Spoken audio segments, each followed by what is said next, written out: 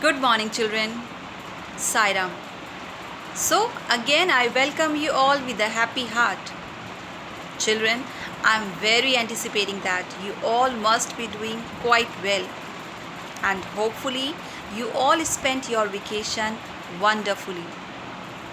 I am sure, children, you all must have consumed your time productively. So, children, without any further delay, let's start today's lecture. So, in this session, we are going to study economics. Children, earlier I told you in ninth standard, along with history, civics, geography, you also learned economics. So, before moving further, let's understand first what is economics and why we study economics. So, economics is the study how society uses its limited resources. Economics is a social science that deals with production, distribution, and consumption of goods and services. The study of economics can also provide valuable knowledge for making decisions in everyday life. That's why we study economics. Is it clear? Okay. So in this lecture, we are going to start economics first chapter, the story of village Palampur. But children, the main theme of your chapter is factors of production. Right? The main theme of your chapter is factor of production. So this concept of production we understand with the help of the story of village Palampur. So children, let's start. So as we know that over 70% of India's population still live in villages. So people living in villages also require various goods and services. So thus, villages are a good example to understand the concept of production. So here we choose Palampur village to understand the concept of production. But children, this Palampur village, it's not a real village. It's a hypothetical village, right? An imaginary place called Palampur that represent a small village in India. Basically, as I said, the purpose of this story is to understand the basic concept related to the production, and this we do through the story of Palampur. Is it clear? Okay. Now, let's see the content. In this chapter, we covered overview and introduction of the Palampur village. And in Palampur village, there are two activities carried there. First is farm activities and the second one is the non-farm activities. Clear? Okay. Now, let's start with the introduction. Introduction of Palampur. So as I said, Palampur is a hypothetical village, an imaginary place called Palampur that represents a very small village in India. So through this story, we understand the main concept of the chapter is the production. So Palampur. Palampur is well connected by road, a 3-kilometer road that connects Palampur to the nearest bigger neighboring village called Raiganj. And from Raiganj, the same road continues to the nearest town called Shahapur. Second thing is means of transport in Palampur. So if you travel from Shahapur to Palampur, so you will be find amazing mix-up of transport. You have seen there bullock carts, bogies, tangas, motorcycle, trucks, tractors, and so on. And all are used for transport goods and services in Palampur. Now, the story of village Palampur is imaginary that will allow us to know about farming well. Why? Because farming is the main occupation in Palampur. So there are two types of activities are carried in Palampur. First one is the farm activities and the second one is the non-farm activities. Second thing is population of Palampur. Palampur is a small village, about 450 families, as the most of the villages in India. So people of Palampur basically they just belongs to different caste, and out of 450 families, 80 families belongs to the upper caste. So they belongs to the upper caste. They live in pakka houses. Their houses are made up of bricks and cemented plaster. Now, 1/3 of Palampur population comprises by SC Dalit, right? 1/3 of Palampur population comprises by the SC Dalit. Now, they live in the corner of the villages and in much smaller houses made up of mud and straw. Now, next one is the electricity in Palampur. Basically, Palampur is one of the villages in India that have electricity, or we can say that in Palampur, most of the houses have electricity. Now, this electricity they use to run tube well in fields, and they can also use this electricity in the various types of small businesses in Palampur. Now, next one is the education. When we talk about the education, so children, you may be surprised to know that in many villages in India, children have traveled several kilometers to reach their school. But however, children in Palampur are quite lucky. Why they are lucky? Because Palampur has 2 primary school and 1 high school, right? 2 primary school and 1 high school. Now, next one is the healthcare centers or services in Palampur. So basically, the people of Palampur, they had a good access of healthcare services. There is a primary health centers that run by the government, and there is one private dispensary where the sick people are treated. So children, we can say that in Palampur, people has a good access of road connectivity, transport, education, healthcare centers and transport. Is it clear? Okay. Now let's take a look. Of production activities in which people of Palampur are also engaged. So as I said, farming is the main occupation in Palampur. Actually, not in Palampur. In India, most of the villages, the main occupation is agriculture or farming. But in Palampur, all farmers are not equally fortunate. Why? Because in Palampur, some farmers have the large land or a large plot of land for the cultivation, and on the other hand, few farmers or some farmers have a small plot of land for their cultivation, or sometimes they also work on the other's field. So children, if you think that in Palampur farming is the only activity that carried there, so you are not quite correct, because in Palampur, along with the farming activities, non-farming activities are also carried there. For example, dairy farming, shopkeeper, small scale manufacturing, transportation, etc. And all these resources are required various natural resources like land, water, and also man-made resources.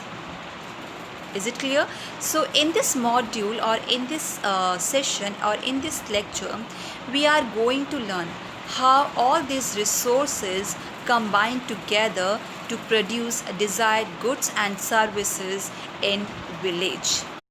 So, the first factor of production is land. So, the first requirement of production of goods and services is land.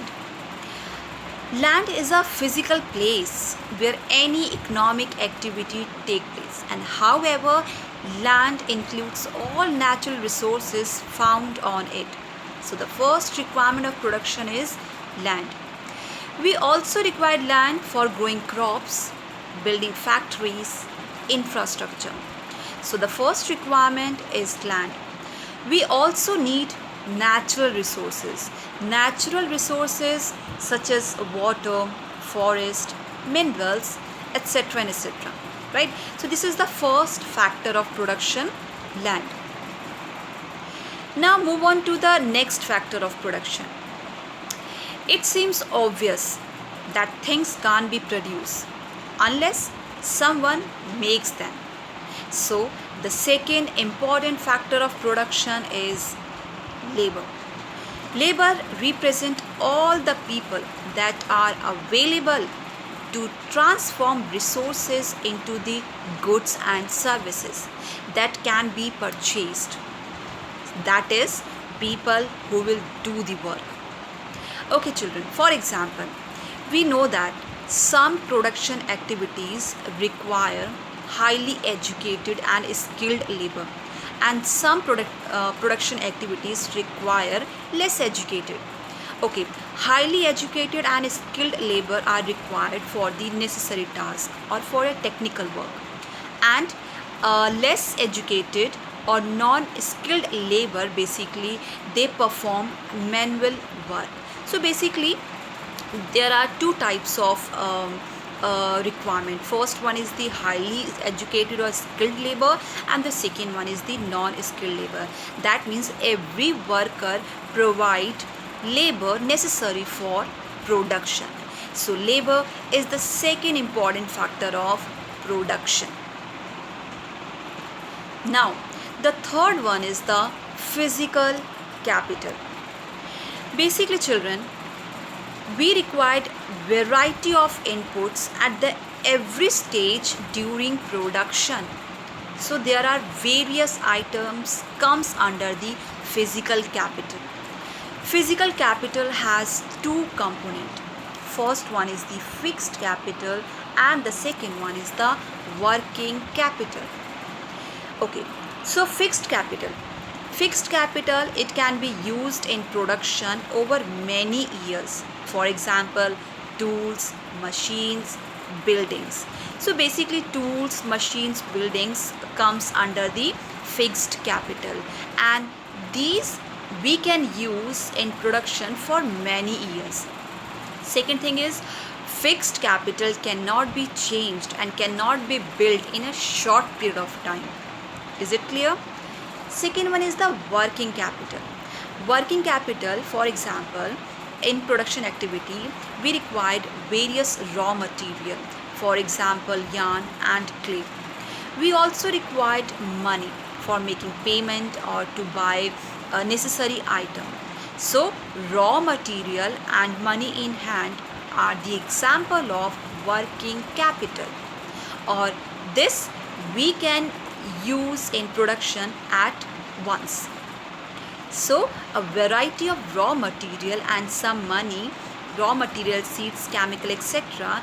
that we used up in production at once. So physical capital, as I said, basically various inputs we require during the production.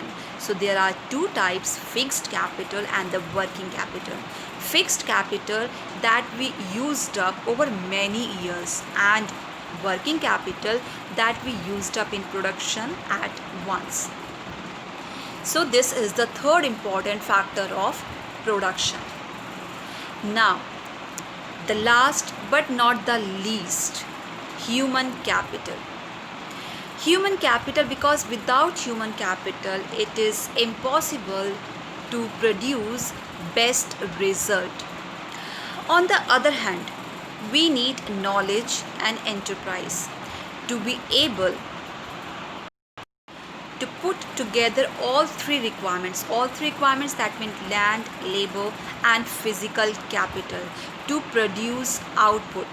To produce output for the self-consumption or to sell in the markets. So that's why. Second thing is human capital can be built through education and training.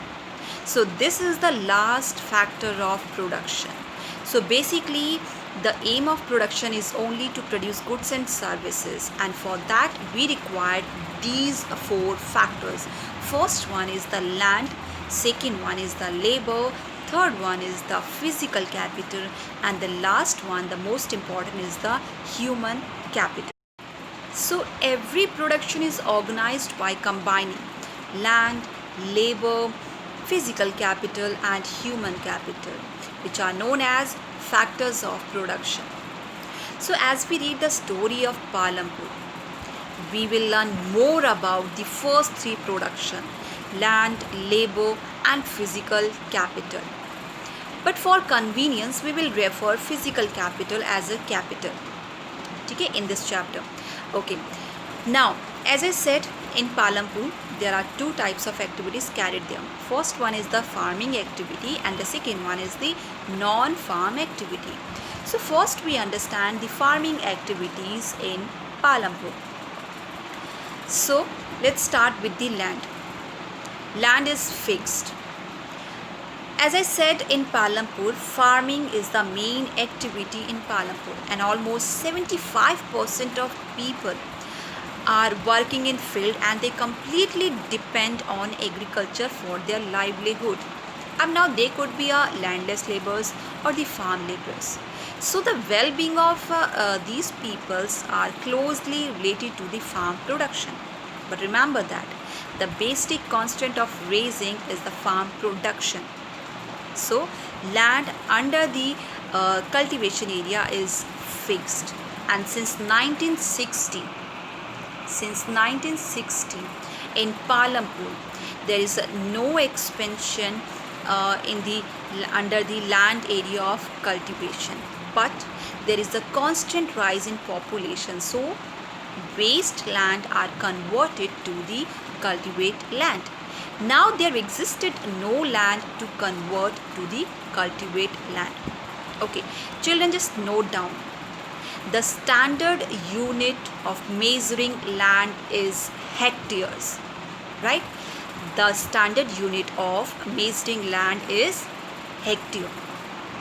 Okay, now the next one is there any way to grow more crops on same field? Yes, children. Basically, there are many ways to increase production on a same piece of land. How? First,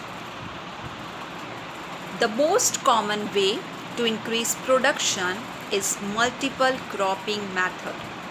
And the second one is the modern input like HYV seeds, fertilizers, modern farm machinery, pesticides and so on. Now let's understand more about how we increase or how we can grow more crops on a same piece of land. So children, in Palampur all land is cultivated. No land is left idle. So during rainy season, that means the people of Palampur, they grow Kharif crops. Kharif, that means the autumn crops that harvested between September and October. So during the rainy season, Kharif crops farmer grows like jowar and bajra, and these plants are used as cattle feed. Is it clear? During the rainy season, farmers grow Kharif crops like the jowar and bajra, and these plants they used as a cattle feed. It is followed by the cultivation of potato. They also grow potato when between October to December. And in the winter season, In the winter season, they grow rabi crops. Rabi crops, that means the spring crops that harvested after March. So basically, in winter season, farmers in Palampur grow rabi crops. For example, wheat. So basically, from the wheat produced, farmer keep enough wheat for the family's consumption and sell the surplus wheat at the market at Raiganj. So a part of the land area is also devoted to sugar cane. So in Palampur, a part of the land area is also devoted, they also cultivate sugar cane, which is harvested once every year. Okay, now children, the main reason why farmer in Palampur are able to grow 3 different crops in a year. 3 different crops, that means during rainy season they also grow kharif crops, during winter season they grow rabi crops, they can also grow sugar cane, and they also grow potato. So the main reason why farmers are able to grow 3 different crops in a year in Palampur is due to the well developed system of irrigation, right? Why they are able? Because well developed system of irrigation. Electricity came earlier to Palampur, so its a major impact was to transform the system of irrigation. Persian wheels were till then used by farmers to draw water from the wells and irrigate small fields. Okay, now first understand multiple cropping method. So basically, it is the most common way of increasing production on a given piece of land. So first understand what is multiple cropping method. So multiple cropping method means to grow more than one crop on a same piece of land during the year is known as multiple cropping, right? Multiple cropping, that means to grow more than one crop on a single or a same piece of land during the year is known as multiple cropping.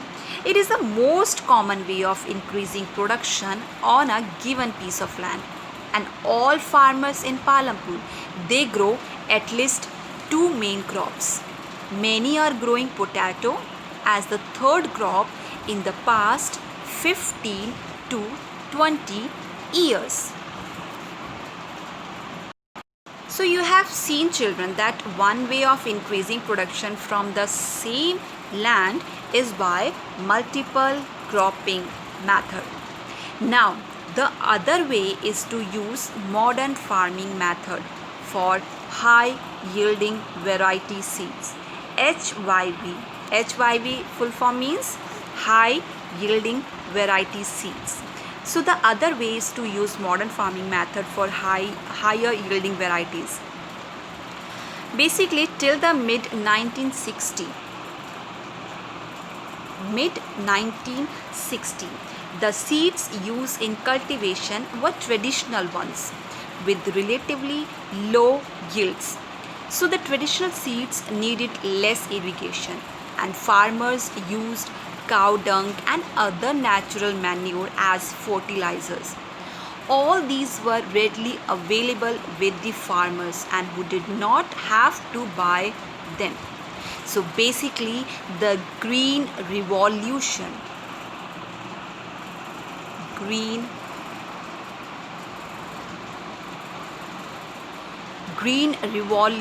introduced in India in the late 1960s.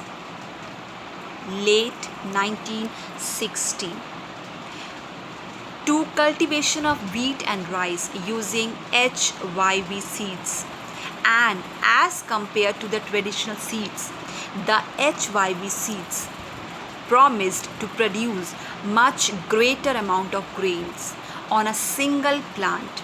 So as a result, the same piece of land would now produce far larger quantities and food grains than was possible earlier. HYV seeds, however, needed plenty of water and also required fertilizers, pesticides, and so on. So children, is it clear how we increase production of crops on a same piece of land? First method is the multiple cropping method. So multiple cropping, that means to grow more than one crop on a same piece of land during the year. And the second one is through the modern farming methods. That means inputs like HYV seeds use fertilizers, modern farm machineries, and pesticides, irrigating using modern facilities by using canals, pump sets, electricity, dams, and so on. So, as I said, Green Revolution introduced in India when? In the late 1960s. So the Indian farmers to cultivate of wheat and rice using the HYV seeds. So the compared to the traditional seeds, the HYV seeds promise to produce much greater amount of grain on a single piece of land. So as a result, the same piece of land would now produce far large quantities of food grains than was possible earlier. So children, farmers of Punjab, Haryana, and the western Uttar Pradesh basically were the first to try modern farming activities in India. So the farmer in this region, they set up tube wells to increase the production on a same piece of land for irrigation, and they made use of the HYV seeds. They use chemical fertilizers and pesticides in farming, and some of them they just bought farm machinery like the tractors and threshers, which made ploughings and harvesting faster. They all were rewarded with the high yields of wheat. Right? So when Green Revolution was introduced in India in the late 1960s. Okay, so let's understand like what is the difference between multiple cropping and modern farming method. So what is the difference between the multiple cropping and the modern farming method? So multiple cropping and modern farming methods are the two ways of increasing production from the same piece of land. So under multiple cropping production, we can grow more than one crop on a same piece of land during the year, and it is the most common way of raising agriculture production, as I said.